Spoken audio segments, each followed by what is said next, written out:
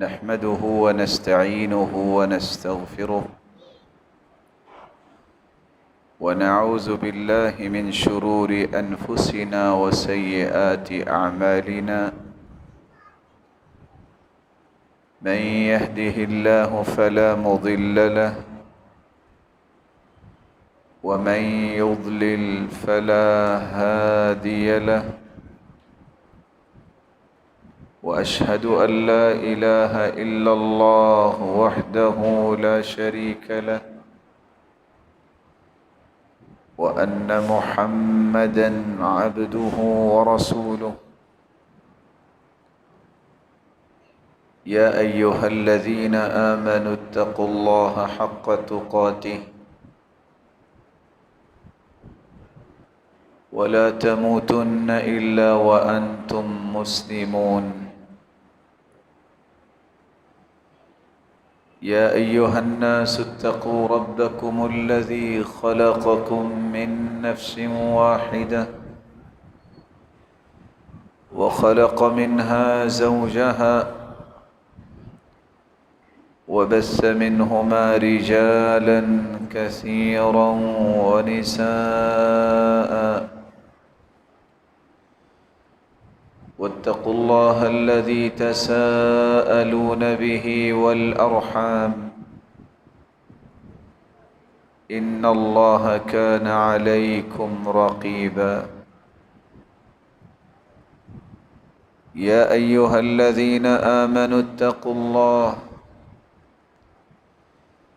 اتقوا الله وقولوا قولا سديدا يصلح لكم أعمالكم ويغفر لكم ذنوبكم ومن يطع الله ورسوله فقد فاز فوزا عظيما أما بعد فأعوذ بالله من الشيطان الرجيم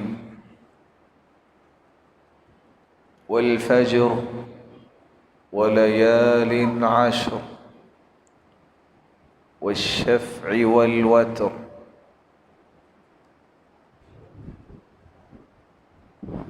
لائق صد تکریم سامعین مکرم،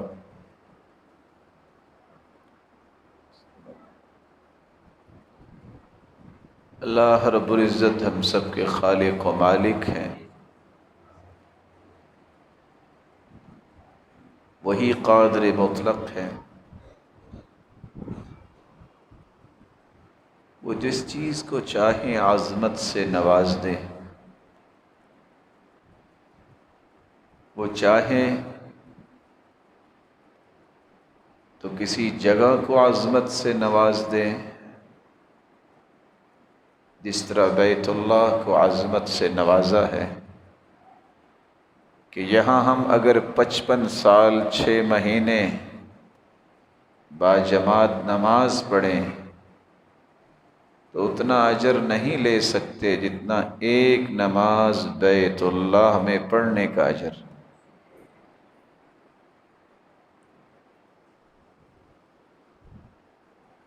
وہ چاہے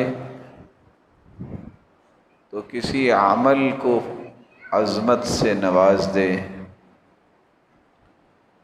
ساتوں زمینیں اور ساتوں آسمان، یہ 14 کے 14 طبق اگر قیامت کے دن ترازو کے ایک پلڑے میں رکھ دیے جائیں تو ترازو کا ایک پلڑا بھی بھرے گا نہیں، لیکن اگر بندہ مومن خوشی سے یہ کہہ دے الحمدللہ اللہ ساری تعریفیں تیرے لیے ہیں، تو قیامت کے دن ترازو کے دونوں پلڑے نیکیوں سے بھر جائیں گے۔ وہ چاہے تو کسی انسان کو عظیم بنا دے، جیسا کہ صحابہ کرام کو بنایا۔ احد پہاڑ اگر سونے کا بن جائے تو یہ سارے کا سارا احد پہاڑ سونے کا کوئی صدقہ کر دے، اور کوئی صحابی اپنی مٹھی میں صرف جو لے کے وہ صدقہ کر دے تو ایک مٹھی جو کی نیکی تک احد پہاڑ سونے کا نہیں پہنچ سکتا۔ وہ چاہے تو کسی رات کو عظمت سے نواز دے، 83 سال 4 مہینے عبادت کرنے والے کو وہ اجر نہیں ملتا جو صرف ایک رات لیلۃ القدر میں عبادت کرنے والے کو اللہ عطا کر دیتے۔ اسی طرح وہ چاہے تو کسی دن کو فضیلت سے نواز دے۔ رسول اللہ صلی اللہ علیہ وسلم نے فرمایا ہے، افضل ایام الدنیا ایام العشر، دنیا کے ایام میں سب سے فضیلت والے ایام وہ 10 دن ہیں جو ذو الحجہ کے پہلے 10 دن۔ کتنی بڑی عظمت ہے! سارا سال جتنی انسان نیکیاں کرتا ہے نہ اتنی فضیلت سارے سال میں ملتی ہے، نہ عظمت پورے سال میں ملتی ہے، نہ وہ پاکیزہ عمل پورے سال میں ہوتا ہے، اور نہ ہی محبوب ترین ایسا عمل ہوتا ہے۔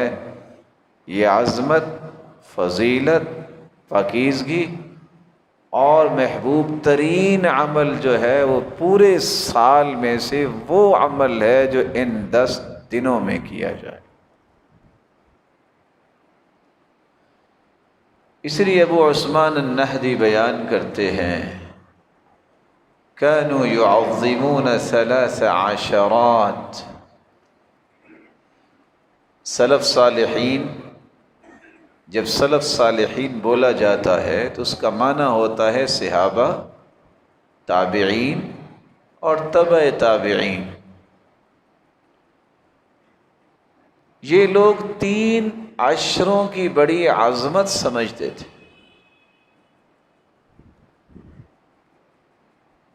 محرم کے پہلے 10 دنوں کی، العشر الاول من المحرم، ہجری سال کا پہلا مہینہ ہے۔ یہ واحد مہینہ ہے جس کی نسبت اللہ کی طرف کی ہے اللہ کے رسول نے، شہر اللہ المحرم، اللہ کے مہینے محرم میں یہ تقدس والا مہینہ، حرمت والا مہینہ۔ العشر الاواخر من رمضان، دوسرے 10 عشرے کی عظمت کو پہچانتے تھے لوگ، وہ رمضان المبارک کا آخری عشرہ ہے جس میں اعتکاف ہوتی ہے اور لیلۃ القدر ہوتی ہے۔ والعشر الاول من شہر ذی الحجہ، اور ذو الحجہ کے پہلے 10 دن جس میں اللہ ذوالجلال کی عبادت حج ہوتا ہے، یہ سال کے کسی دن نہیں ہو سکتا۔ اللہ تعالیٰ نے یہاں 2 چیزوں کی قسم اٹھائی ہے، والفجر ولیال عشر، فجر کی قسم ہے اور ذو الحجہ کی 10 راتوں کی قسم ہے۔ فجر کی قسم اٹھائی تو کیوں اٹھائی؟ وہ مالک اور خالق ہے، اس کی تو ویسی بات بھی بغیر قسم کے پوری کائنات سے اعلیٰ اور سچی کلام، اس لیے کہ فجر کی نماز یہ فیصلہ کرتی ہے یہ منافق ہے اور یہ مومن ہے۔ کسی منافق کو آپ فجر کی نماز میں نہیں دیکھیں گے، کیونکہ حدیث کے الفاظ ہیں، اثقل الصلوات علی المنافقین صلاۃ الفجر و صلاۃ العشاء، دو نمازیں منافقوں پہ بھاری ہوتی ہیں، فجر کی نماز اور عشاء کی نماز۔ اس لیے بزار کی روایت نے ایک ایسی نشانی بیان کر دی جو ہر ایک کو یاد رہنی چاہیے۔ الذین تثاقلت رؤوسهم عن الصلاة، یہ منافقوں کی نشانی ہے کہ جن کے سر صبح اور عشاء کی نماز پہ بوجھل اور بھاری ہو جاتے۔ اور ویسے بھی اللہ کے رسول صلی اللہ علیہ وسلم نے فرمایا ان للمنافق علامات، منافقوں کی کچھ نشانیاں ہیں، ان میں سے ایک نشانی یہ ہے لا یأتون الصلاة الا دبرا، وہ نمازوں میں ہمیشہ لیٹ ہی آتے۔ فجر کی نماز کی قسم اس لیے بھی اٹھائی ہے کہ فجر اور عصر کی نماز پہ فرشتوں کی ڈیوٹیاں چینج ہوتی ہیں۔ صبح کی نماز جب ہو رہی ہے فرشتے آ جاتے ہیں، اور رات جنہوں نے گزاری ہوتی ہے انسان کے ساتھ وہ واپس چلے جاتے ہیں۔ عصر کو یہ واپس جاتے ہیں، نئے فرشتے آ جاتے ہیں۔ جب فرشتے واپس جاتے ہیں تو اللہ ذوالجلال سوال کرتے ہیں اچھا یہ بتاؤ کہاں گئے تھے؟ حالانکہ اللہ کے علم میں۔ فرشتے کہتے ہیں من عند عباد لک فی الارض، اللہ زمین میں گئے تھے۔ کیف ترکتم عبادی، میرے بندوں کو کس حال میں چھوڑ کے آئے ہو؟ تو فرشتے جواب دیتے ہیں اتیناہم وہم یصلون وترکناہم وہم یصلون، اللہ جب تیرے بندوں کے پاس گئے تب بھی وہ نماز ہی پڑھ رہے تھے صبح کی، جب واپس آئے ہیں تو پھر بھی نماز ہی پڑھ رہے تھے۔ تو اللہ ذوالجلال فرماتے ہیں اچھا گواہ رہنا میں نے ان سب کو معاف کر دیا۔ فجر کی نماز جس طرح یہ منافق پہ بھاری ہوتی ہے، مومن کے لیے انتہائی راحت کی نماز، خالی و ذہن، کوئی شور نہیں ہو رہا، کوئی کام دھندے کی فکر نہیں ہوتی۔ جتنی لذت کی نماز صبح کی نماز ہے اتنی کوئی نماز نہیں۔ جی نہیں چاہتا کہ انسان اس میں قرآن پڑھتا ہوا رک جائے، کام ہی کوئی نہیں۔ تازہ دم انسان جب اٹھتا ہے اور پھر اللہ نے جس کو ایمان کی دولت سے نوازا ہو، اس کی تو خوشی کی انتہا نہیں ہوتی کہ دن کا آغاز ہو رہا ہے، میں سب سے پہلے اپنے مالک کو حاضری لگوا دوں۔ اور کسی نے سچ کہا تھا، شاید کہ کسی کو سمجھ آ جائے، اس نے کہا تھا جس دن فجر کی نماز پہ اتنے لوگ آنے شروع ہو گئے جتنے جمعے کے دن آتے ہیں، اس دن بیت المقدس آزاد ہو جائے۔ جو فجر کی نماز ٹائم پہ نہیں پڑھ سکتا وہ کیا کر سکتا ہے؟ اس کا ایک راز ہے، من صلی الفجر فی جماعہ فهو فی ذمۃ اللہ، جو فجر کی نماز جماعت کے ساتھ پڑھ لیتا ہے وہ اللہ کی امانت اور ضمانت میں چلا جاتا ہے۔ فلا تخفروا ذمۃ اللہ، اوے اللہ کی ضمانت کو توڑا نہ کرو۔ آج دنیا میں کسی کو اگر ضمانت مل جائے تو کتنا خوش ہوتا ہے، لیکن اس کے بھی 10 طریقے ہیں کہ ضمانت کے باوجود بھی اس کو ڈیٹین کروایا جا سکتا ہے۔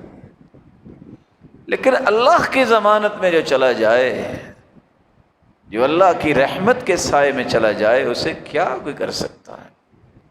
اس لیے اللہ کی ضمانت کو توڑا نہ کرو، فجر کی نماز با جماعت پڑھا۔ اللہ تعالیٰ نے 10 راتوں کی بھی قسم اٹھائی ہے جو ذوالحجہ کی پہلی 10 راتیں، یہ کتنے عظیم دن ہیں، آج امت ویسے ہی بھول گئی۔ تعجب کی بات یہ ہے کہ جس کو اللہ نے دین بنایا، شریعت بنا کے اتارا، اس کی قدر و قیمت لوگوں کے ہاں کم ہوتی جا رہی ہے، جو بناوٹی چیزیں ہیں اس کی قدر و قیمت زیادہ ہوتی جا رہی ہے۔ کس قدر محرم کے مقدس مہینے میں پہلے 10 دن شور اٹھتا ہے جس کے شریعت میں کوئی ثبوت نہیں۔ وہاں تو اس بات کا ثبوت ہے کہ اللہ کے رسول نے روزہ رکھا ہے۔ کس طرح ربیع الاول کے مہینے میں پہلے 10 دن کیا کچھ ہوتا ہے، کسی حدیث میں آپ کو نہیں ملے گا۔ وہاں ملتا ہے تو یہ ملتا ہے کہ سید المرسلین نے سوموار اور جمعرات کا روزہ رکھا ہے۔ یہ وہ مہینہ ہے جس مہینے کے بارے میں اللہ ذوالجلال نے قرآن مجید میں فیصلہ سنایا ہے۔ ان عدت الشہور عند اللہ 12 شہرا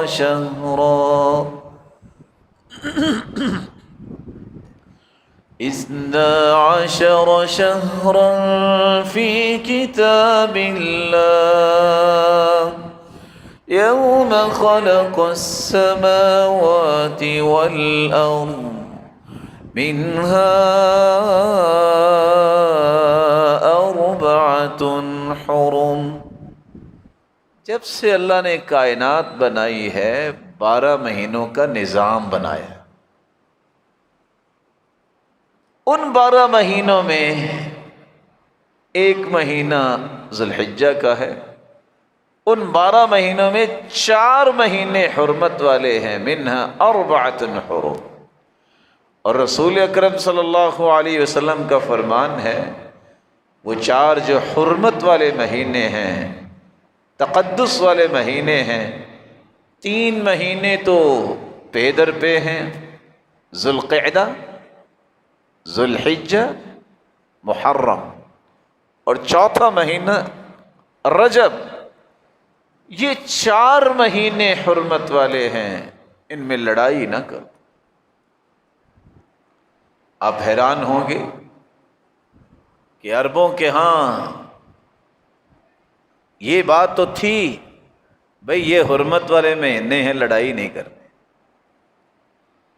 آج کسی کو یہ پتہ ہی نہیں ہوتا کہ حرمت والا مہینہ کہتے کس کو ہیں اور ہے کون سا مہینہ، پرواہ ہی کوئی نہیں۔ فَلَا تَظْلِمُوا فِيهِنَّ أَنفُسَكُمْ، کوئی اپنی جانوں پہ ظلم نہ کیا کرو، یہ حرمت کے مہینے کا تقدس ہے۔ لیکن کیا ظلم ہوتا ہے محرم کے شروع میں، آپ کے علم میں ہے کس طرح چھوٹے چھوٹے بچوں کو، اور کس طرح سمجھدار سے سمجھدار بھی، اپنے آپ کو سمجھنے والا بھی اپنے اوپر کیا ظلم کر رہا ہوتا ہے۔ فَلَا تَظْلِمُوا فِيهِنَّ أَنفُسَكُمْ۔ مشرکین مکہ کی عادت تھی، وہ کبھی کسی سال 13 مہینے بنا لیتے، انما النسیء زیادۃ فی الکفر۔ کبھی وہ مہینے کا نام بدل دیتے، چلو یہ مہینہ پہلے لے آتے ہیں، یہ مہینہ بعد میں لے آتے ہیں۔ آپ نے بھی سنا ہوگا ایک وقت وطن عزیز پہ بھی آیا تھا، اچھا جی 1 گھنٹہ آگے کر لو۔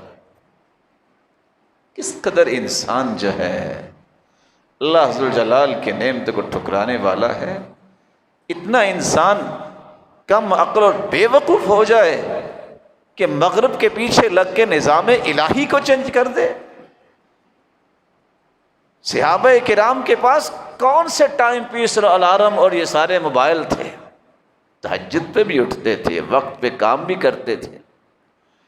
انسان کے دماغ میں اللہ ذوالجلال کا خوف ہونا چاہیے۔ مغرب کا رنگ جب چڑھا ہو تو یہ 1 نہیں 10 بار بھی چینج کیا جائے یہ ٹائم، تو کبھی ترقیاں نہیں ہوتی، ذلت اور رسوائی ہوتی ہے، اللہ کا قرب نہیں ملا کرتا۔ اللہ کا تقرب لینے کا ایک ہی طریقہ ہے جو محمد الرسول اللہ صلی اللہ علیہ وسلم نے اختیار کیا تھا۔ تو ان 10 دنوں کی عظمت کا ایک پہلو یہ ہے کہ یہ 10 دن حرمت والے مہینے کے 10 دن۔ اس کی ایک دوسری وجہ بھی ہے کہ 10 دن کتنے عظیم ہیں۔ ویسے تو سارا سال ذکر کرتا ہے انسان، اس کو کرنا چاہیے، لیکن بطور خاص ان 10 دنوں کو اللہ ذو الجلال نے ذکر کرنے کی تلقین کی ہے، تاکید کی ہے۔ وَيَذْكُرُ اسْمَ اللَّهِ عَلَى مَا رَزَقَهُم مِّن بَهِيمَةِ الْأَنْعَامِ۔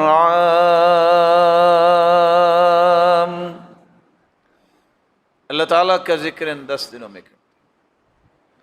اللہ تعالیٰ نے کس وجہ سے یہاں 10 دنوں کو خاص کیا ہے؟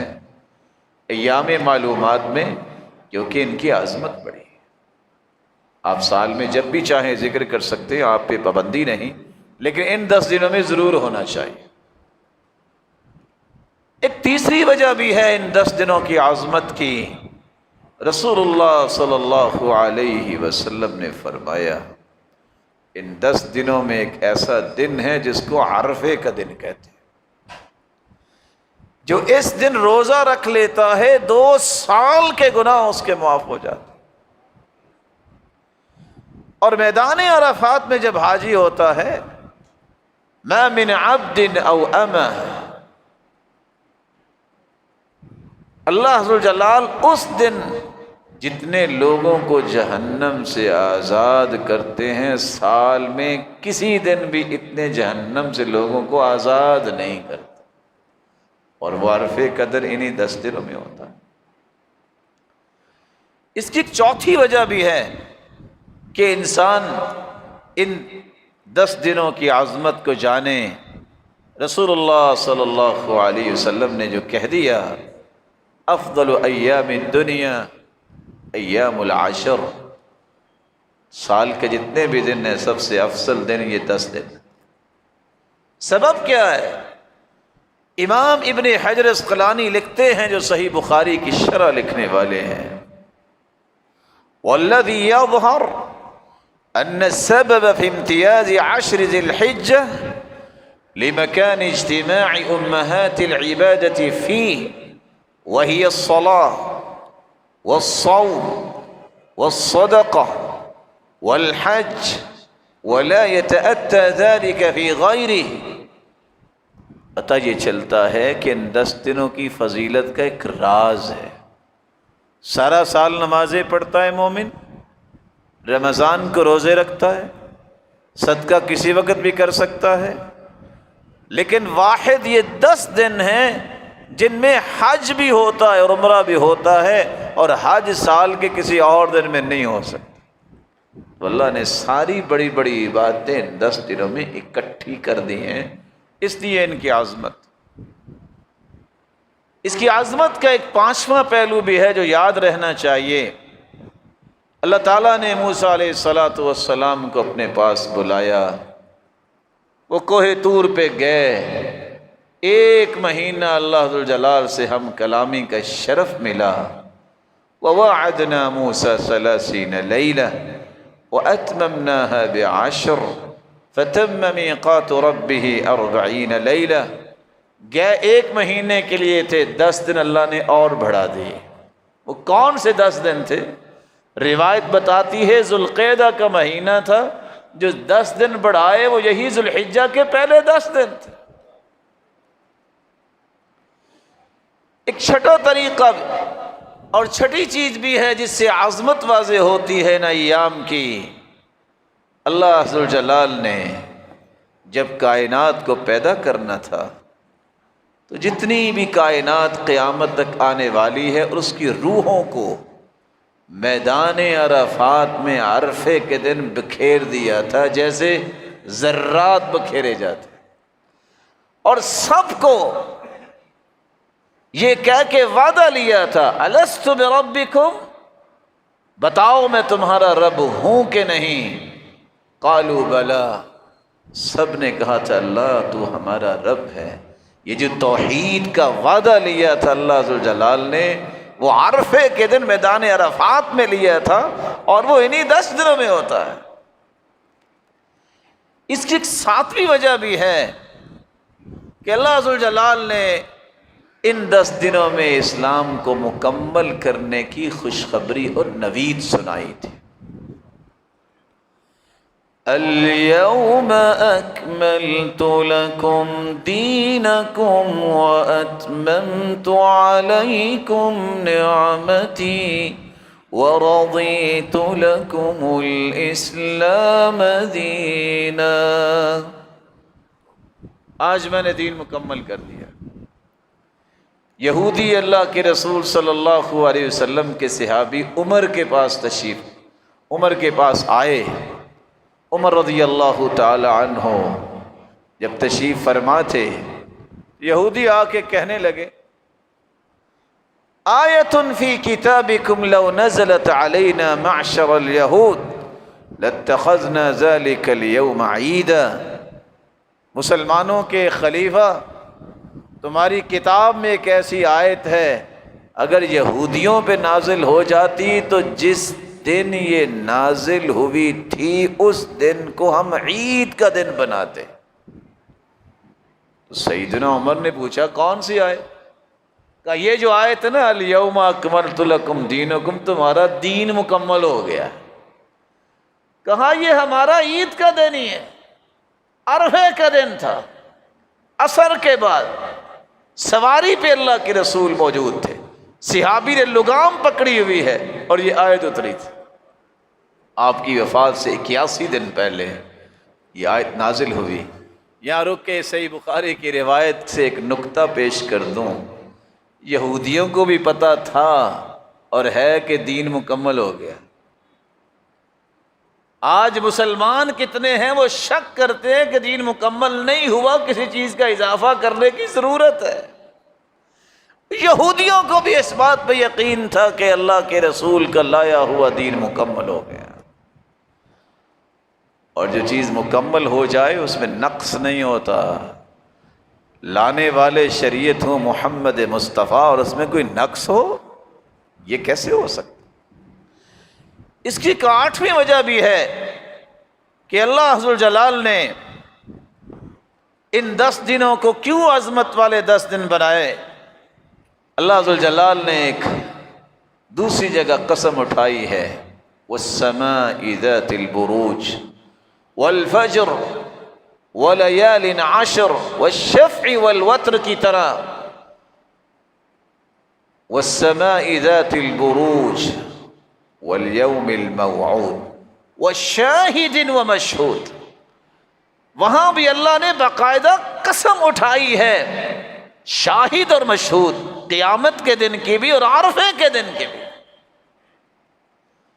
اس کی ایک 9ویں وجہ بھی ہے کہ یہ 10 دن بڑے عظیم ہیں، کیونکہ رسول اللہ صلی اللہ علیہ وسلم اور صحابہ نے اس کا اہتمام بہت کیا ہے۔ اور ایک 10ویں وجہ ہے کہ اللہ کے رسول نے فرمایا ہے کہ سال کے دنوں میں قربانی کا دن بہت بڑا دن ہے، اور وہ قربانی کا دن انہی 10 دنوں میں آتا ہے۔ ایک مومن جب ان کی عظمت کو سمجھتا ہے تو ان 10 دنوں میں کرنا کیا چاہیے؟ پہلا کام یہ کرنا چاہیے جو مجھے امید واثق ہے کہ آپ نے کیا ہوگا، چاند کو دیکھ کے دعا پڑھنا۔ کوئی ہے آپ میں سے کسی نے چاند دیکھا؟ ضرورت نہیں سمجھتے، اس لیے کہ ان چیزوں سے لگاؤ نہیں ہے۔ یہ چیزیں عبادت سے نکل کے روٹین کی طرف آ گئی، اور اللہ کے رسول کا فرمان ہے جب تم چاند کو دیکھو تو دعا پڑھو۔ میں صرف اس کی عظمت پیش کرنے کے لیے 3 حدیثیں سناؤں گا۔ دعا یہ کرو، اللہم اہلہ علینا بالامن والایمان والسلامتی والاسلام ربی وربک اللہ۔ اے اللہ، اس چاند کو اگر تو نے نکالا ہے اس پورے مہینے کے اندر، یا اللہ ہمیں امن عطا کرنا، اللہ ہمارے ایمان کی حفاظت کرنا، اے اللہ سلامتی عطا کرنا۔ الہ العالمین، اسلام کی عظمت باقی رکھنا. 4 دعائیں صرف ایک حدیث میں. دوسری روایت میں آتا ہے اللہم اہلہ علینا بالیمن والایمان. اللہ اس مہینے کو ہمارے لیے برکتوں والا مہینہ بنا دے. 5 دعائیں. ایک تیسری روایت کے الفاظ ہیں والتوفیق لما تحبہ وترضى.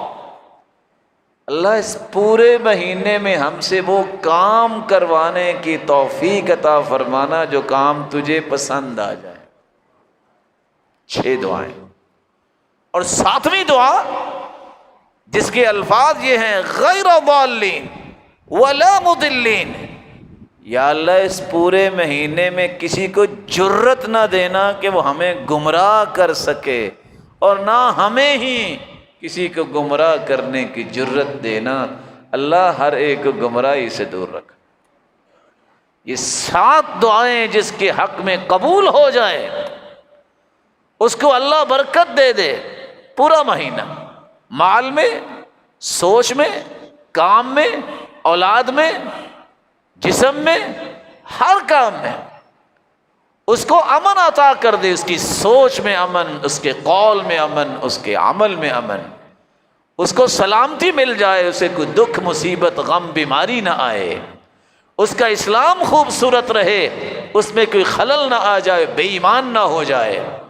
جس کو توفیق مل جائے کہ وہ نیکیاں وہ کرے جس سے اللہ راضی ہو جائے اور وہ گمراہیوں سے بچ جائے اور لوگ بھی اس کو گمراہ نہ کر سکیں. اس سے بڑا بھی کوئی خوش نصیب ہے. لیکن تعجب یہ ہے کہ آج مسلمانوں نے نظام الہی کو سمجھنے سے انحراف کر لیا. اس کی حقیقت کو سمجھتے ہی نیت یہ کریں کہ اللہ کے رسول نے اگر دعا سکھائی ہے اس میں میری زندگی میں بھی نفع ہے اور آخرت میں بھی نفع ہے. ہو کیسے سکتا ہے کہ سید المرسلین نے ایک بات بتائی ہو اور اس میں دونوں جہانوں میں وہ خیر و برکت کا باعث نہ ہو. دعا کیا کرے. اور دوسری بات، ان 10 دنوں میں اللہ کے رسول صلی اللہ علیہ وسلم نے فرمایا کثرت سے تکبیریں کہو. حدیث کے الفاظ ہیں فَأَكْثِرُوا فِيهِنَّ مِنَ التَّهْلِيلِ وَالتَّكْبِيرِ وَالتَّحْمِيدِ. جب یہ 10 دن شروع ہو جائیں کثرت سے لا الہ الا اللہ، اللہ اکبر، الحمدللہ، یہ کثرت سے پڑھیں. سیدنا ابو ہریرہ رضی اللہ تعالی عنہ اور سیدنا عبداللہ ابن عمر رضی اللہ تعالی عنہ انسان تھے نا. لوگ بازار میں خرید و فروخت کرنے جاتے، کوئی حرج نہیں، جانا چاہیے، جائز ہے. یہ دونوں صحابی صرف اس نظریے سے بازار میں جاتے کہ تکبیریں کہتے جانا ہے تاکہ دکانوں پہ بیٹھنے والے بھی اس نیکی سے محروم نہ رہ جائیں. یہ تکبیریں کہتے پورے کا پورا بازار جو ہے تکبیریں کہنے لگ جائے. آج یہ چیز نظر نہیں آتی. آج اگر آپ تکبیریں پڑھ کے دیکھو کہیں گے خیر ہے. محرم کے شروع میں جو کچھ ہوتا ہے وہ ہوتا اور نظر آتا ہے، کوئی نہیں بولتا. ربیع الاول کے شروع سے لے کے وہ لائٹیں اور سب کچھ ہوتا ہے، کوئی نہیں بولتا. یہ رسول اللہ صلی اللہ علیہ وسلم کے صحابہ کا عمل ہے کہ ان 10 دنوں میں کثرت سے تکبیریں کہی جائے. ایک صحابی نے سوال کر دیا، اللہ کے رسول صلی اللہ علیہ وسلم نے جب یہ کہا ما من محل يحلل الا بشر، ما احل محل قط الا بشر، جو بھی لا الہ الا اللہ کہے گا اسے بشارت دی جاتی ہے. وما كبر مكبر قط الا بشر، جو اللہ اکبر کہتا ہے اسے بھی بشارت دی جاتی ہے. صحابی نے سوال کر دیا بشر بالجنہ، اللہ کے رسول لا الہ الا اللہ کہنے والا اللہ اکبر جو کہتا ہے اسے جنت کی بشارت دی جاتی ہے؟ قال نعم، جو ان 10 دنوں میں لا الہ الا اللہ کہے گا یہ جب اسے موقع ملتا ہے یہ اللہ اکبر کہتا ہے، اللہ اسے جنت کی بشارت دلا دیتے۔ کثرت سے تکبیریں کہیں۔ کیسے لوگ تھے عبداللہ ابن عمر رضی اللہ تعالیٰ عنہ جیسے، چارپائی پہ بیٹھے تکبیریں پڑھ رہے ہیں، راستے میں جا رہے ہیں تکبیریں پڑھ رہے ہیں، خیمے میں بیٹھے ہیں تکبیریں پڑھ رہے ہیں، بازار جا رہے ہیں تو تکبیریں پڑھ رہے ہیں۔ رقص کرنے والی لاکھوں لوگوں کے سامنے رقص کرتی ہے، اسے حیا اور شرم نہیں آتی، اور بندہ مومن اللہ کی کبریائی بیان کرتے ہوئے، اس کی توحید بیان کرتے ہوئے حیا کرے۔ حیا کرنی چاہیے جھوٹ بولتے وقت، حیا کرنی چاہیے کسی پہ ظلم کرتے وقت، حیا اور شرم کرنی چاہیے دھوکہ دیتے وقت، حیا اور شرم کرنی چاہیے خیانت کرتے وقت، حیا اور شرم کرنی چاہیے کسی کو گالی دیتے وقت۔ حیا اور شرم نیکی کرتے وقت تو نہیں ہونی چاہیے، نیکی کرتے وقت تو سعادت سمجھنی چاہیے کہ اللہ نے مجھے موقع دیا ہے، میں اللہ کی اطاعت میں اپنے آپ کو لگا رہا ہوں۔ ایک تیسرا کام بھی ہے جو آپ کو کرنا ہے۔ ان 10 دنوں میں رسول اللہ صلی اللہ علیہ وسلم کا چونکہ طریقہ مبارک ہے کہ آپ روزہ رکھا کرتے، کان یصوم 9 ذی الحجہ ویوم عاشوراء وثلاثة ایام من کل شہر۔ آپ 9 ذی الحجہ کے پہلے جو 9 دن ہوتے اس کا روزہ رکھا کرتے، 10 محرم کا بھی روزہ رکھا کرتے، وثلاثة ایام من کل شہر، اور ہر مہینے 3 روزے جس کو 13، 14 اور 15 چاند کی تاریخ ہے، ایام 20 جن کو کہتے ہیں، ان کا بھی روزہ رکھتے۔ اگر 9 دن آپ کے لیے مشکل ہے کہ روزہ نہیں رکھ سکتے تو آپ کم از کم 9 تاریخ کا روزہ ضرور رکھیں، جس کو عرفے کا روزہ کہتے ہیں، کیونکہ اس دن کے ایک روزے کا اجر اتنا ہے اللہ 2 سال کے گناہوں کو معاف کر دیتے۔ تاجر لوگ بیٹھے ہیں، کچھ تجارتی ٹپس بھی ان کو آتے ہی ہوں گے، ایک اضافہ کر لیں۔ اگر کسی کی عمر 60 سال بھی ہوگی ہے تو روزہ خود بھی رکھے، ہمت کر کے کچھ ساتھیوں کو تیار کر کے کچھ 30 لوگوں کو روزہ رکھوا کے افطاری کروا دے، 60 سال کے 60 سال ہی پاک صاف ہو جائے۔ یہ 3 دن کا روزہ کو معمولی نہیں ہے۔ آج ایک نہیں 10 لوگ شکایت کرتے ہیں جی کیا کریں، اللہ کا ذکر بھی کرتے ہیں، نمازیں بھی پڑھتے ہیں، لیکن دل سے حسد نہیں جاتا، بغض نہیں جاتا، کینہ نہیں جاتا، پھر بھی غصہ آ جاتا ہے۔ اللہ کے رسول نے فرمایا جو ایام 20 کے روزے، 3 دن کے روزے، 13، 14 اور 15 تاریخ کا روزہ رکھتا ہے، اللہ اس کے دل کو کرید کے ہر قسم کے کینے اور بغض اور حسد سے پاک کر دیتے۔ ایک چوتھا کام بھی آپ کو کرنا ہے ان 10 دنوں میں۔ رسول اکرم صلی اللہ علیہ وآلہ وسلم نے جو صحابہ کرام کو سکھا دیا، ان 10 دنوں میں کثرت سے قرآن کی تلاوت کیجیے۔ یہ وقت ہے کہ ہم ان 10 دنوں کو اس طرح استعمال کریں کہ ہمارے درجات بلند ہوں۔ کم از کم 9 دنوں میں قرآن مجید ختم ہونا چاہیے۔ بہت سارے ساتھی سوچ میں پڑ گئے ہوں گے کہ 9 دنوں میں کیسے ختم کریں۔ ہاں، جنہوں نے کرنا ہوتا ہے وہ ایک دن میں بھی ختم کر لیتے ہیں۔ میں جانتا ہوں اس شخص کو جبیل سے مکہ عمرہ کرنے آتا، وہ ہمارا ساتھی ڈرائیونگ بھی خود کرتا، یہ 7 گھنٹوں کی 15 پارے آتے پڑھتا، عمرہ کر کے واپسی ڈرائیونگ کر کے جاتا، اور 15 پارے واپسی پہ پڑھ کے عمرہ بھی پورا اور قرآن پورا کر کے گھر داخل ہوتا۔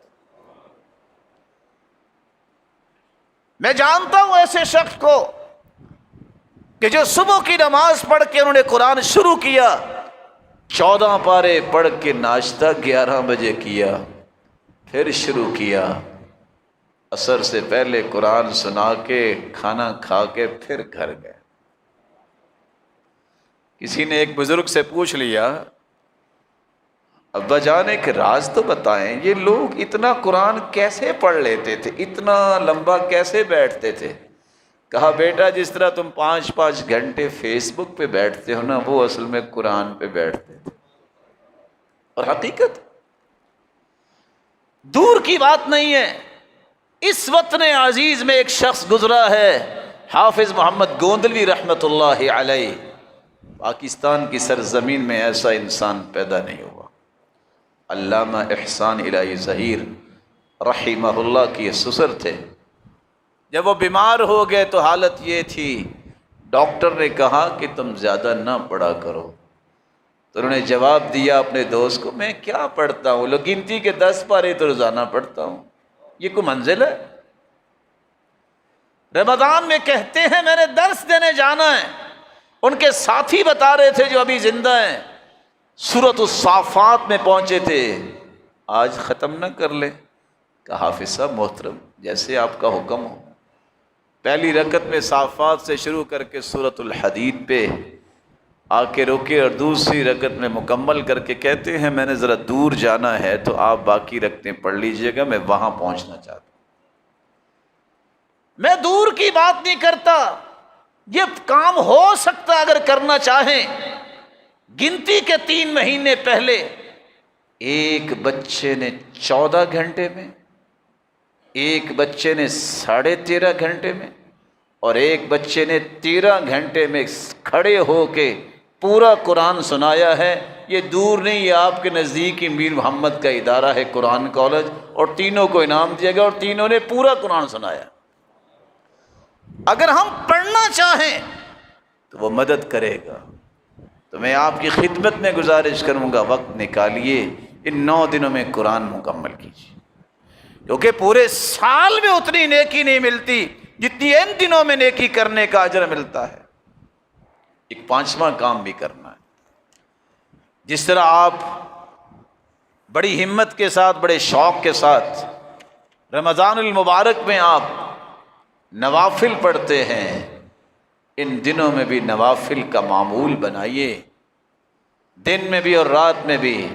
اور مجھے ابن عون کی بات بڑی پیاری لگتی ہے۔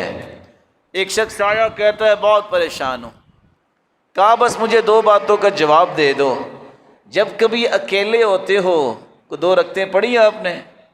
کہتے پڑھی۔ اچھا جب اکیلے ہوتے ہو تو زبان سے کبھی استغفر اللہ نکلا ہے؟ کہتے نکلا۔ کہتے جاؤ کوئی پریشانی نہیں، اللہ تعالیٰ یہ دونوں نعمتیں دیتے ہی اس کو ہیں جس کو اپنا پیارا بنا لیا ہوتا ہے۔ من قام بعشر آیات لم یکتب من الغافلین۔ عشاء سے فجر تک رات چھوٹی ہے میں جانتا ہوں، لیکن لذت آشنائی جسے نصیب ہو جائے اسے رات دن کا فرق محسوس نہیں ہوتا۔ اس کو اللہ سے ہم کلام ہونے کی لذتیں نصیب ہو جائیں، وہ راتوں کو کیا سمجھتے ہیں اور دنوں کو کیا سمجھتے ہیں؟ وہ کہتے ہیں یہ دونوں اللہ ذوالجلال کا نظام ہے، لیکن اللہ سے ہم کلامی کا شرف جو اس کو ہم محروم نہیں، اس سے ہونا چاہتے۔ 10 آیتیں عشاء سے صبح تک اگر اللہ کے سامنے کھڑے ہو کے آپ پڑھ لیں، اللہ غافلوں سے نام ختم کر دیتے۔ آج غفلت کی شکایت ہر بندہ کرتا ہے۔ ایک چھٹا کام بھی کیجئے، رسول اللہ صلی اللہ علیہ وسلم کے فرمان کی روشنی میں ہم اللہ ذوالجلال کا ذکر تو کرتے ہیں، لیکن اس ذکر کو ان 10 دنوں میں خصوصاً کیجئے۔ چلتے پھرتے آپ کی زبان پہ ہونا چاہیے سبحان اللہ، الحمدللہ، لا الہ الا اللہ، اللہ اکبر، لا حول ولا قوة الا باللہ، رضیت باللہ ربا وبالاسلام دینا وبمحمد نبیا، لا الہ الا انت سبحانک انی کنت من الظالمین، حسبی اللہ ونعم الوکیل، نعم المولا ونعم النصیر، اللہ اللہ ربی لا شریک لہ۔ آپ کی زبان پہ ذکر ہونا چاہیے۔ اور اللہ کے رسول کا فرمان ہے کہ کسی بندے کو اگر پہاڑ سونے کا مل جائے وہ صدقہ کر دے تو اتنا اجر اسے نہیں ملتا جتنا ذکر کرنے والے کو اجر ملتا ہے۔ ایک بندہ جہاد نہیں کر سکا، پہنچ نہیں سکا، طاقت قوت نہیں ہے، وہ اللہ کا ذکر کر لے، اللہ اسے اجر جو ہے وہ اتنا ہی عطا کر دے۔ ایک ساتواں کام بھی کرنے والا ہے۔ رسول اکرم صلی اللہ علیہ وآلہ وسلم نے ویسے تو یہ فرما دیا ہے کہ دعا مومن کے لیے ہتھیار ہے، یہ بھی فرما دیا ہے کہ اللہ کے ہاں سب سے عزت والی چیز جو ہے وہ دعا ہے۔ اور سچی بات یہ ہے کہ دنیا سے اگر مانگے تو وہ ناراض ہوتی ہے، اللہ سے نہ مانگے تو وہ ناراض ہوتی ہے۔ قاعدہ دیکھیے، دنیا سے مانگے تو وہ ناراض ہو جاتی ہے، اللہ سے نہ مانگے تو ناراض ہو جاتے ہیں۔ من لم يسأل اللہ یغضب علیہ۔ اور میں نے یہ کیوں ساتویں بات پیش کرنا چاہی، یہ راز سمجھیے۔ کچھ لوگ اس قدر مایوسی کا شکار ہوتے ہیں، ہماری تو دعا قبول ہی نہیں ہوتی۔ میں ان کی خدمت میں گزارش کروں گا، یہ غلط کہہ رہے ہیں، کیونکہ اللہ کے رسول کا فرمان ہے، ما من مسلم يدعو بدعوى ليس فيها اثم ولا قطيعة رحم الا اعطاه الله بها احدى ثلاث، اما ان يعجل له دعوته واما ان يدخرها له في الاخرة واما ان يصرف عنه من السوء مثلها۔ ہو مسلمان، ہو حلال کھانے والا، جب بھی زبان سے کلمات نکالتا ہے، تین چیزوں سے ایک چیز اسے فوراً مل جاتی ہے، یا تو فوراً قبول ہو جاتی ہے، یا اس پہ آنے والی مصیبتیں اور بلائیں ٹال دیتے ہیں اللہ، یا اس کے لیے جنت کا ایک ذخیرہ جو ہے پہاڑ بنا کے اللہ اس دعا کو نیکیوں میں شامل کر دیتے۔ اس لیے سیدنا عمر کہا کرتے تھے، مجھے قبولیت کا کبھی پریشانی ہوئی نہیں، کیونکہ دعا اللہ تعالیٰ کرنے کی توفیق اس کو دیتے ہیں جس کی قبول کرنی ہوتی ہے۔ اس لیے سیدنا عمر کہا کرتے، میں تو اس پہ پریشان ہوتا ہوں کہ کہیں دعا کی توفیق نہ مجھ سے چھین لی جائے۔ جو دعا کرتا ہے اللہ اس کی قبول کرتے ہیں۔ لیکن ہم چونکہ بڑے کمزور لوگ ہیں، ہماری خواہش یہ ہوتی ہے نماز پڑھے نہ پڑھے، زبان سے ادھر دعا نکلے اور ادھر فٹ سے سامنے چیز آ جائے۔ یہ تو انبیاء علیہ السلام ہی ہیں جن کو اللہ نے عظمت دی ہوتی ہے، اور انبیاء میں سے بھی ابراہیم علیہ السلام نے دعا کی جو 800 سال بعد پوری ہوئی۔ اگر آپ نے 1 سال دعا کی ہے تو 799 سال تو باقی ہے ابھی۔ مایوسی میں چلے جانا، یہ تو ویسے ہی اللہ جل جلال کے ساتھ بدظنی ہے۔ کوئی اللہ سے بدگمان نہیں ہوا کرتے، اس کے ساتھ جو جڑ جاتا ہے وہ مالک کسی کو گرنے نہیں دیتا۔ دعا جاری رکھے۔ اور کیوں ضروری ہے اس دعا پہ پابندی کرنا؟ ہر بندہ مصیبت سے ڈرتا ہے، بلا سے ڈرتا ہے، بیماری سے ڈرتا ہے۔ حدیث میں سنا دیتا ہوں اس گزارش کے ساتھ کہ دعا کو اپنا معمول بنایا کریں۔ حدیث میں آتا ہے ان البلاء ینزل، جب آسمان سے ایک بلا اللہ تعالیٰ اتارتے ہیں، بندہ مومن دعا کرتا ہے فیعتلیجان، تو آسمان سے آنے والی بلا اور یہ دعا آپس میں گتھم گتھا ہوتے ہیں، اور قیامت تک یہ دعا اسے زمین پہ آنے ہی نہیں دیتی۔ دعائیں کیا کرو، خصوصاً آج جمعے کا دن ہے، عصر سے مغرب تک دعائیں کرو۔ جو دعا کرو گے اللہ کے رسول کا فرمان ہے وہ اللہ قبول فرمائے۔ الدعاء بین الاذان والاقامت لا ترد، اذان ہو جائے، نماز کھڑی جب تک نہیں ہوتی ہے 10 سے 12 منٹ کا یہ وقت جو ہے کتنا مبارک ہے، اللہ اس دعا کو رد نہیں کرتا۔ بارش آ جائے تو بارش کے نیچے کھڑے ہو کے دعا کیا کرو۔ اللہ کے رسول صلی اللہ علیہ وسلم نے فرمایا ہے کہ جب رات کو آنکھ کھل جائے تو یہ کہہ دو سبحان اللہ والحمد للہ ولا الہ الا اللہ واللہ اکبر ولا حول ولا قوت الا باللہ، اتنے کلمات کہہ کے جو دعا کرو گے اللہ اسے رد نہیں کرے. اس میں اعظم کے ساتھ دعا کرو. وَإِلَٰهُكُمْ إِلَٰهٌ وَاحِدٌ لَا إِلَٰهَ إِلَّا هُوَ الرَّحْمَٰنُ الرَّحِيمُ. یہ نہیں آتی اتنی لمبی دعا تو یہ پڑھ لو اللہم انت ربی لا الہ الا انت الاحد الصمد الذی لم یلد ولم یولد ولم یکن له کفوا احد. اس میں اعظم یہ نہیں یاد ہوتی تو آیت الکرسی پڑھ کے دعا کر لو، درود پڑھ لو، کیونکہ درود کے بغیر دعا آسمان تک بھی نہیں پہنچتی، چاہے جائے کہ قبول ہو جائے. دعا چڑھتی نہیں. دعا کیجیے. اس میں ایک کام کرنے والا ہے جو 8واں، وہ کام یہ ہے کہ یہ دن بڑے مبارک ہیں. ہر بندہ ہر موسم میں سوچتا ہے کہ پروفٹس کی ریشو کیسے بڑھ سکتی ہے. کسی کا کام اگر آپ کرنا چاہتے ہیں تو یہ 10 دن گزرنے نہیں چاہیے، کر کے عید پڑھیے. کوئی نیکی جو آپ کے ہاتھ پہ ہے، جو آپ کر سکتے ہیں. یہ میں کیوں کہہ رہا ہوں، 1 مہینہ اعتکاف ہو مسجد نبوی میں، اعتکاف کرنے والے ہوں سرتاج رسل صلی اللہ علیہ وسلم. وہ خود فرما رہے ہیں میں 1 مہینہ مدینے کی مسجد میں اعتکاف کروں، اس سے زیادہ پیارا عمل یہ ہے کہ میں کسی کے ساتھ جا کے اس کی ضرورت پوری کر دوں، اس کا کام کر دوں. غور کیجئے کون کون سے کام رکے ہوئے ہیں، لٹکے ہوئے ہیں، ان دنوں میں مکمل کیجئے. آپ کے اجر میں نہ جانے کتنے سینکڑوں گنا اس میں اضافہ ہو جائے گا.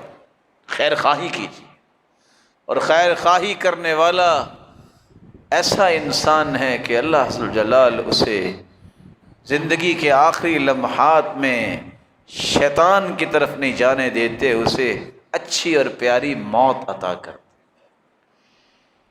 ایک 9واں کام بھی کرنے والا ہے جو ان 10 دنوں میں کیجئے، کثرت سے صدقہ کیجئے. جب ہم نے سن لیا ہے کہ یہ 10 دن جو ہے پورے سال سے افضل ہیں تو صدقہ بھی افضل ہوگا. میں جانتا ہوں ایسے لوگوں کو جنہوں نے زکوٰۃ کا حساب رکھا ہوتا ہے. تو کیسے؟ بعض نے رکھا ہوتا ہے کہ پہلی رمضان کو کہتے ہیں جب صدقہ دیں گے تو آخری عشر رمضان میں، مزید صدقہ کریں گے تو ان 10 دنوں میں. اصول ہے اپنا اپنا کہ صدقہ تو دینا ہی ہے لیکن 10 دنوں میں دوں گا تاکہ اجر اضافہ ہو جائے. صدقہ کرنے سے انسان کے مال میں برکت ہوتی ہے، صدقہ کرنے سے گناہ معاف ہوتے ہیں، انسان برائیوں سے بچ جاتا ہے، بری موت سے بچ جاتا ہے، قبر ٹھنڈی ہو جاتی ہے، اللہ کا غصہ ٹھنڈا ہو جاتا ہے. قیامت کا دن ہوگا، یہ صدقہ ہی قبر سے نکلے گا، مومن اس کا سائبان، امبریلا اور چھتری بن کے اس کے اوپر چل رہا ہوگا، اور یہ صدقہ کرنے والا اللہ کے عرش کے سائے میں ہوگا. من تصدق بعدل تمرہ، جس نے کھجور کے برابر صدقہ کیا، اللہ قیامت کے دن نیکیوں کا پہاڑ بنا کے اسے پیش کر دے. اور 10واں کام کرنے والا ہے قربانی کا، جس کے متعلق ہم دوسرے خطبے میں بیان کریں گے. وآخر دعوانا الحمد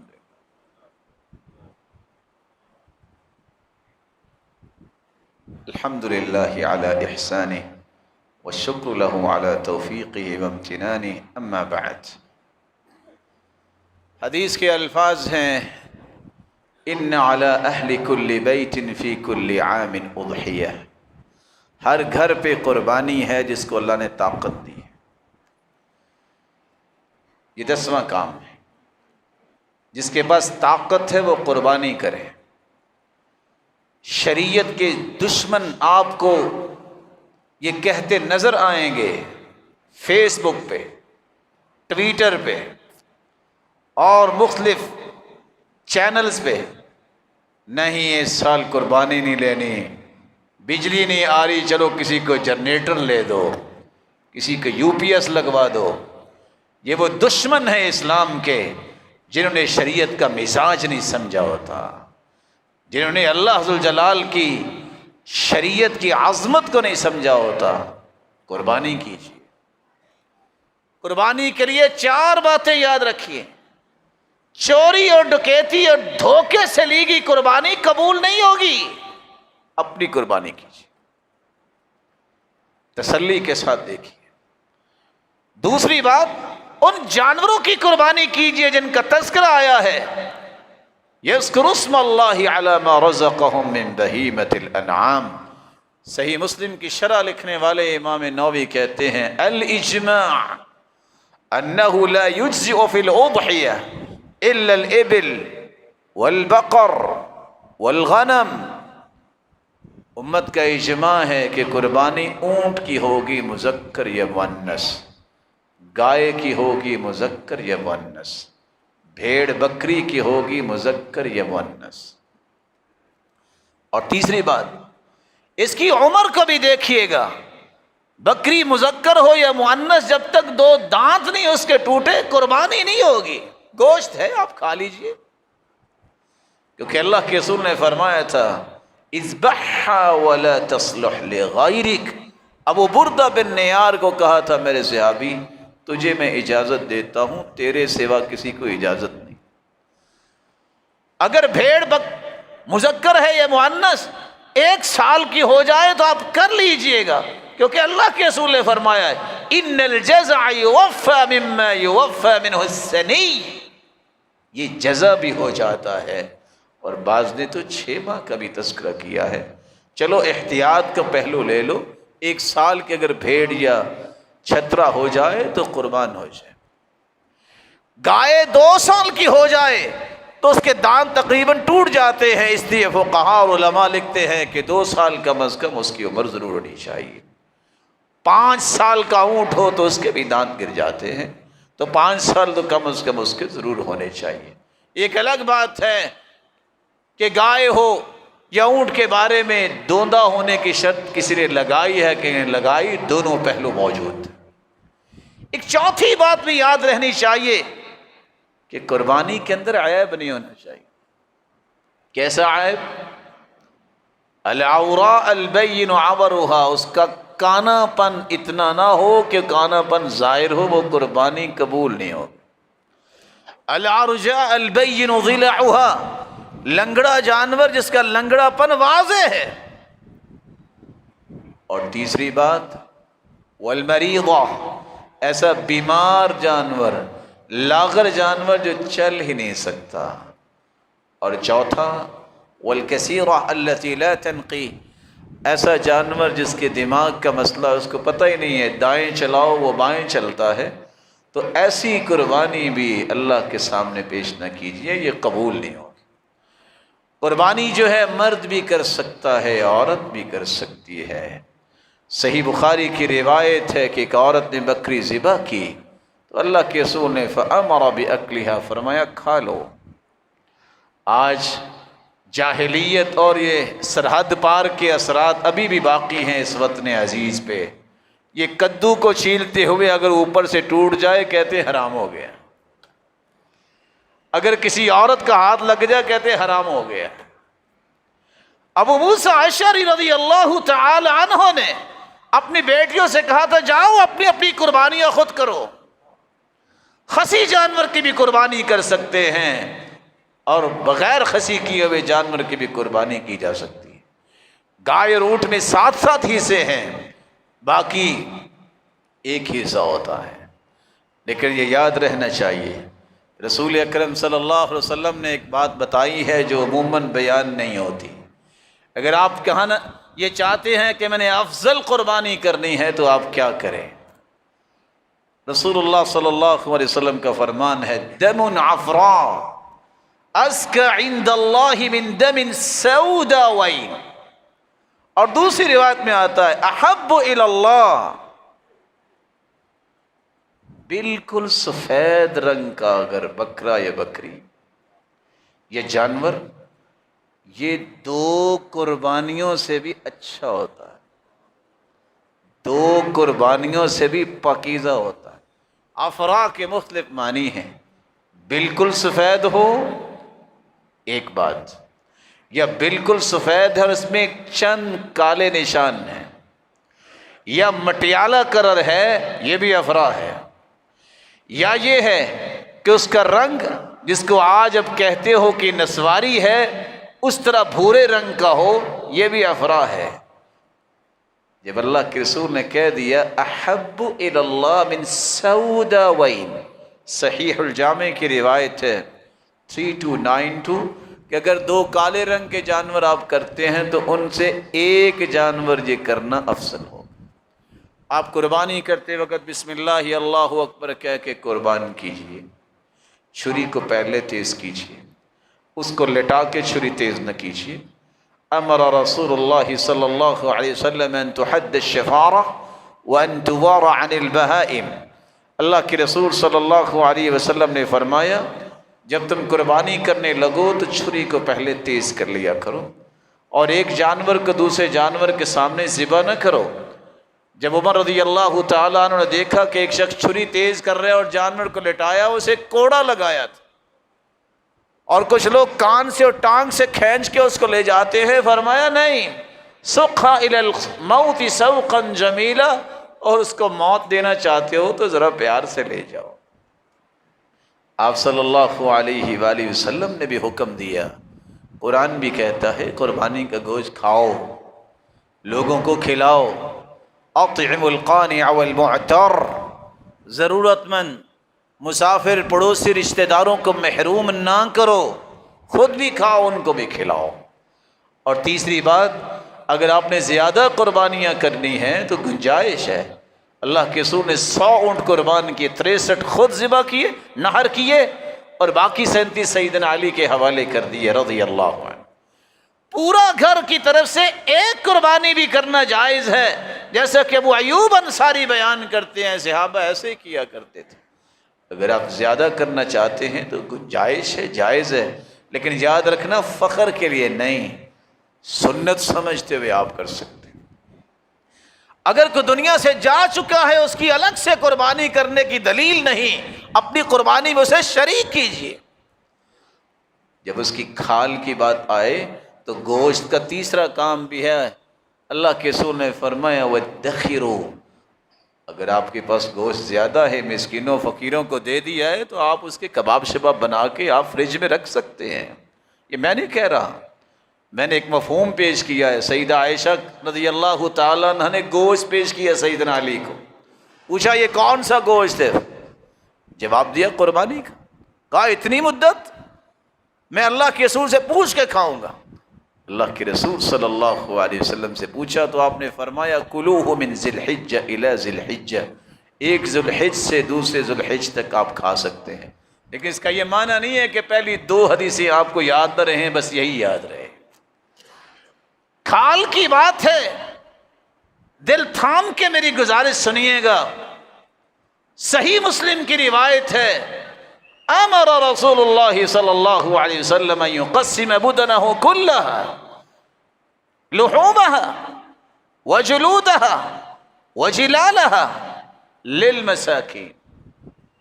बसाद एहतराम, अगर कोई यहाँ बैठा है मदरसे का मालिक, आपके सामने बैनर लगे होंगे, लोग आएंगे फलां मदरसे में दे दो, हॉस्पिटल में दे दो, और कुछ तो बड़ी अजीब अजीब बातें करेंगे, बस क्या करें, वहां तो बड़े मसाइल बन गए हैं।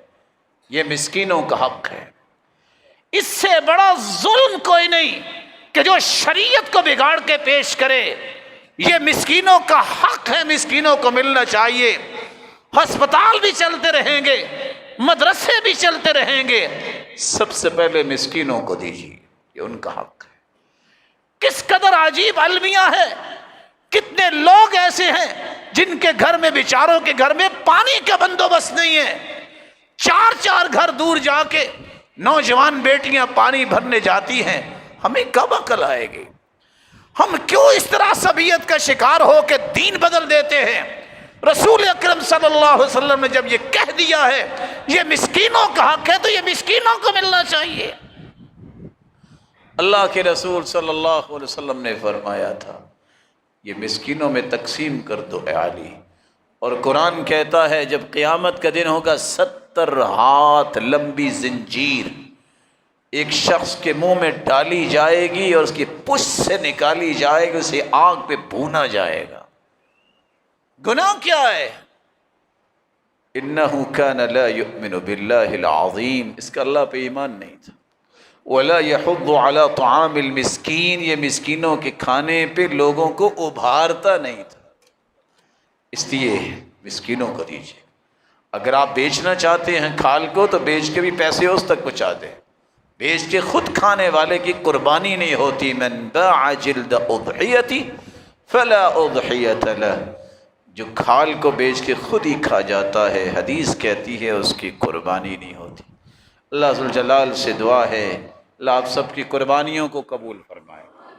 اگر کسی کے دل میں یہ بہت بڑی قلق ہے کہ میں حج پہ نہیں جا سکا تو دعا یہ ہے اللہ اسے دوبارہ لے جائے، لیکن اگر نہیں بھی گئے تو حج کا ثواب لینا چاہتے ہو تو میں 2-4 چیزیں آپ کے سامنے رکھ دیتا ہوں۔ صبح کی نماز باجماعت پڑھیے، اللہ کا ذکر کیجیے، سورج نکلائے تو 2 رکعتیں جو پڑھ لیتا ہے اللہ اسے حج عمرے کا اجر و ثواب دے دیتا۔ گھر سے وضو کیجیے، نیت کیجیے میں نے سیکھنا ہے دین اور سکھانا ہے، مسجد میں آ جائیے۔ حدیث میں آتا ہے جو نماز پڑھ کے کوئی بات سیکھتا سکھاتا ہے گھر واپس جاتا ہے فَأَجْرُهُ كَأَجْرِ الْحَاجِّ الْمُحْرِمِ، اللہ اسے اتنا ہی اجر دیتا ہے جتنا حاجی حج کر کے واپس اپنے گھر آیا۔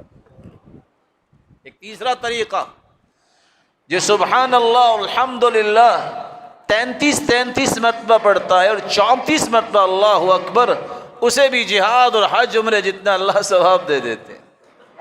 ایک چوتھا طریقہ بر الحج طعام الطعام وطیب الکلام، تجربہ کر دیکھیے ان 10 دنوں میں اللہ کی رضا کری لوگوں کو کھانا کھلائے، نرم بات کریں، طیب الکلام پیاری گفتگو، اللہ اجر حج جتنا دے گا۔ صحیح الجامع کے روایت۔